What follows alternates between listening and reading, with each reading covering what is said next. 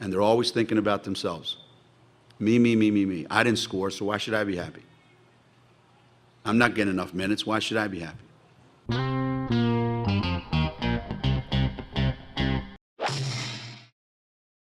University of Connecticut women's basketball coach Geno Auriemma is one of the most successful coaches in the history of the game. To this day, the UConn women's team has not lost a basketball game for over 2 years, and they've won 4 consecutive national basketball championships. In this video, Geno's talking about young basketball players and their me attitudes, but his words are a great life lesson for all of us, young and old, whether we play sports or not. Take a look and listen. Recruiting enthusiastic kids is harder than it's ever been. Because every kid watches TV and they watch the NBA or they watch Major League Baseball or they watch the NFL, whatever sport they watch, WNBA, it doesn't matter. And what they see is people just being really cool. So they think that's how they're going to act. And they haven't even figured out which foot to use as a pivot foot, and they're going to act like they're really good players. You see it all the time. You see it at every AAU tournament, you see it every high school game. So recruiting kids that are like really upbeat and loving life and love the game and have this tremendous appreciation for when their teammates do something well, that's hard. That's hard. It's really hard. So on our team, me, my coaching staff, we put a huge premium on body language. And if your body language is bad, you will never get in the game. Ever. I don't care how good you are.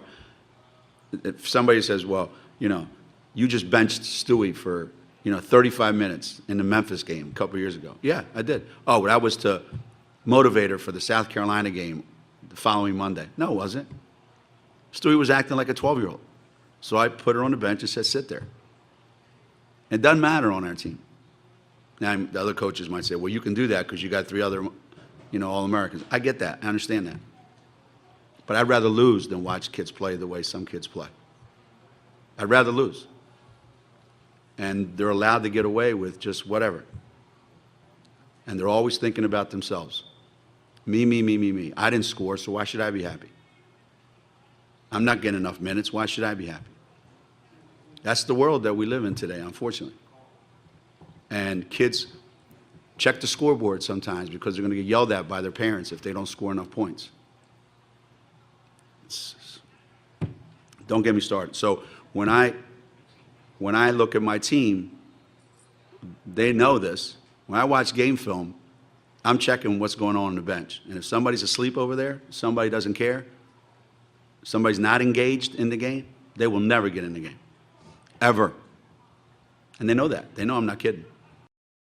In a world where many youth are taught that they are entitled to win, to play, to have equal time on the court, or on the field, or on the screen, or in the boardroom, or wherever, and they're taught that their happiness depends on the successes that are orchestrated by their coaches, their teachers, and their parents, we're bound to have disappointed people because the world does not operate that way.